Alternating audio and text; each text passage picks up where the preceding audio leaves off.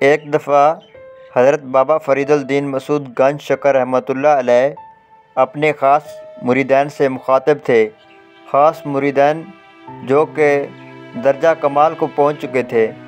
دوران گفتگو بابا جی رحمۃ اللہ علیہ نے فرمایا کہ شہر ہرات میں ایک بزرگ رہتے تھے جن کا کاروبار سالن بنا کر بیچنا تھا۔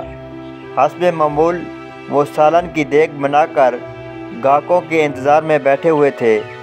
ایک عورت آئی اور اس نے سالن طلب کیا، بزرگوں نے دے دیا۔ بدلے میں اس عورت نے بابا جی کو بطور قیمت کھوٹا سکہ دیا۔ بابا جی نے بغیر اسے عورت پر زہر کیے کہ مجھے کھوٹے کھرے کی پہچان ہے کہ نہیں، گلے میں سکے رکھ دیا اور خاموش ہو گئے۔ کچھ روز بعد بابا جی بیمار ہو گئے۔ ان کا پتہ لینے کے لیے گاؤں کے کچھ لوگ آئے۔ بابا جی نے فرمایا کہ مجھے مصلی بچھا دو۔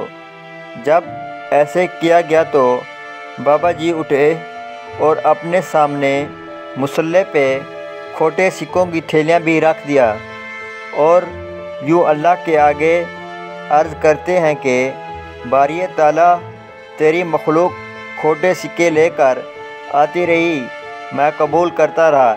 اے پیکر حق، یا رب آج میرا وقت آخری ہے، تو بھی میری کھوٹی نمازیں، کھوٹے روزے، کھوٹے سجدے قبول فرما۔